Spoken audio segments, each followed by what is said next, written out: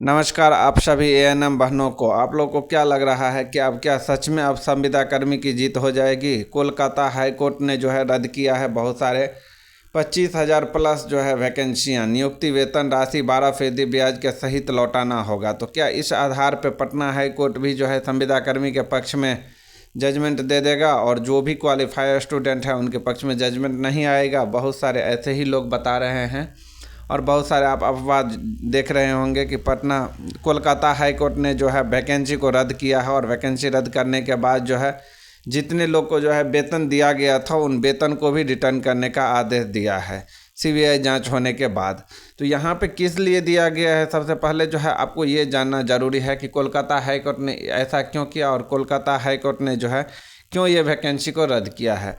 तो वहाँ पे जो है आपको सरकार के द्वारा घोटाला करके जो है सारे लोग को जो भर्ती करवाया गया था, इसीलिए जब इस पे सीबीआई जांच हुआ तो उसमें क्लियरली पता चला है कि जितने लोग को ज्वाइनिंग करवाया गया है उन सभी से पैसा लिया गया है और पैसा के आधार पे ज्वाइनिंग हुआ है, इसीलिए इस वैकेंसी को रद्द किया गया है। लेकिन जितने भी एएनएम नियुक्ति का मामला है उसमें इस तरीके का जो है कोई भी बातें नहीं आया है सामने। इसमें जो भी क्वालिफाई स्टूडेंट किए हैं वो जो है एक भी रुपये कहीं पे पैसा नहीं दिए हैं। जो क्वालिफाई किए हैं वो अपना दम पे क्वालिफाई किए हैं। तो कोलकाता हाई कोर्ट का जो फैसला आया है उससे बीटीएससी एएनएम 10,709 पदों पे कुछ प्रभाव पड़ने वाला है? तो ऐसा बिल्कुल नहीं है, क्योंकि कोलकाता हाई कोर्ट किस लिए यहाँ पे वैकेंसी रद्द किया है, सबसे मुख्य बात आपको ये जानने की ज़रूरत है। और पटना हाई कोर्ट क्यों ऐसा जजमेंट देगा? तो सबसे पहला बात जो है कोलकाता हाई कोर्ट ने वैकेंसी को सीबीटी या संविदा कर्मी के आधार पे जो है नहीं वैकेंसी रद्द किया है। वहाँ पे घोटाला हुआ था भर्ती प्रक्रिया में, और भर्ती प्रक्रिया में घोटाला किसके द्वारा हुआ था, जिसमें कि सरकार लोग मिली भगत जो है इस भर्ती को घोटाला करके भर्ती करवाया था। इसलिए जब सीबीआई जांच हुआ तो उसमें क्लियरली पता चला है कि इस वैकेंसी में घोटाला हुआ है और इसीलिए ये वैकेंसी को रद्द किया गया है। लेकिन पटना हाई कोर्ट में इस तरीके का मामला नहीं है। तो कोई अगर आपको बता रहा है कि कोलकाता हाई कोर्ट में ऐसा फैसला आया है, इस आधार पर संविदा कर्मी की जीत हो जाएगी, तो ये बिल्कुल गलत न्यूज़ है। क्योंकि पटना हाई कोर्ट में एएनएम से संबंधित जो केस चल रहा था इसमें ओनली जो है सीबीटी क्वालिफाई और संविदा कर्मी यानी नियमावली को लेकर के लड़ाई है, न कि कोई पैरवी को लेकर के, न कोई घोटाला को लेकर के। तो इसलिए इस आधार पे कह देना कि नहीं, यहाँ पे अगर इस तरीके का जजमेंट आया है कि बहुत सारे लोग जो जॉब कर रहे थे उनको अब जॉब भी से भी हटा दिया जाएगा और जो भी वेतन उन लोग को दिया गया था वो सारा वेतन भी यहाँ पे आपको रिटर्न करना पड़ेगा। तो इस आधार पे पटना हाई कोर्ट से जो है इसका लेना देना बिल्कुल। पटना हाई कोर्ट में जो एएनएम से संबंधित केसेस चल रहा था उसका टॉपिक अलग था। यहाँ पे बात कर लेते हैं, विज्ञापन जब आया हुआ था तो जो लोग भी यहाँ पे आप लोग एग्ज़ाम दिए थे, तो एग्ज़ाम जब हुआ था तो एग्ज़ाम में आप लोग सब भी बैठे थे।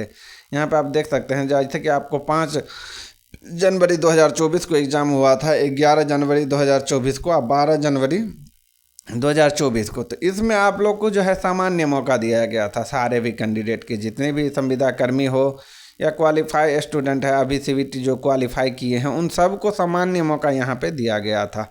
और जब एग्ज़ाम हुआ था 5 तारीख, 11 तारीख और 12 तारीख को, तो सारे लोग एग्ज़ाम यहाँ पे दिए थे। तो एग्ज़ाम से भी संबंधित यहाँ पे जो है केसेस नहीं चल रहा है।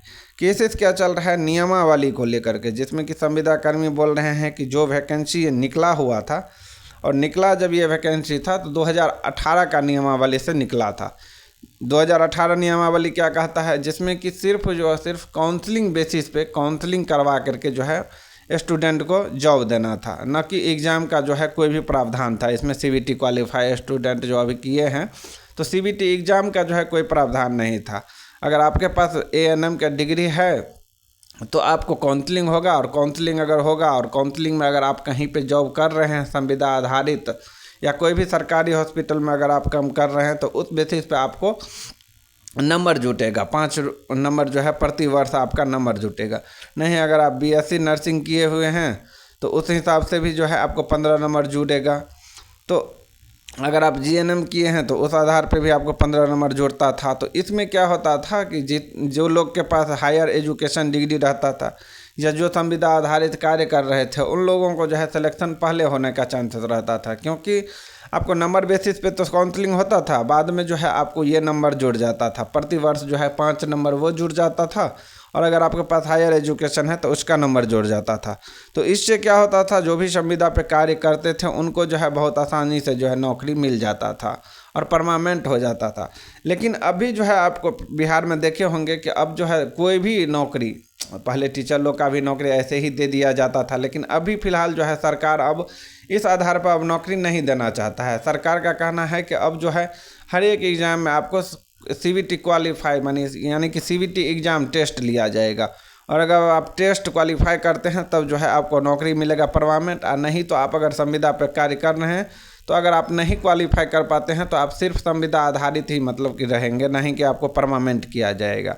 तो सरकार का कहना भी यहाँ पे कोई किसी तरीके का गलत नहीं है, लेकिन गलत यही हुआ कि सिर्फ जो है ये वैकेंसी जब नोटिफिकेशन आया तो 2018 का नियमावली इसमें क्लियरली बताया गया था कि 2018 का नियमावली पे ये भर्ती को क्लियर किया जाएगा। लेकिन हुआ क्या, तो बीच में जब सरकार ने इस नियमावली को चेंजेस किया है, तो इसीलिए पटना हाई कोर्ट में जो है संविदा कर्मी लोग भी गए हैं, क्योंकि अगर पहले ही इसमें CVT क्वालिफाई करना पड़ता, ऐसे करके जो है आपको CVT एग्ज़ाम टेस्ट देना पड़ता, ऐसे करके अगर नोटिफिकेशन आता तो फिर जो है जितने भी संविदा कर्मी हैं वो लोग भी जो है कोर्ट नहीं जाता।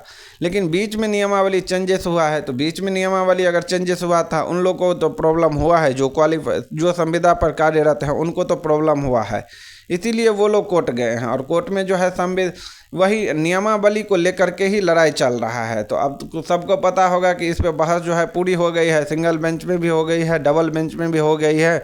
अब सिर्फ और सिर्फ जो है जजमेंट रिजर्व रखा गया है, और जजमेंट रिजर्व रखा गया है तो बहुत जल्द आपको जजमेंट भी दे दिया जाएगा।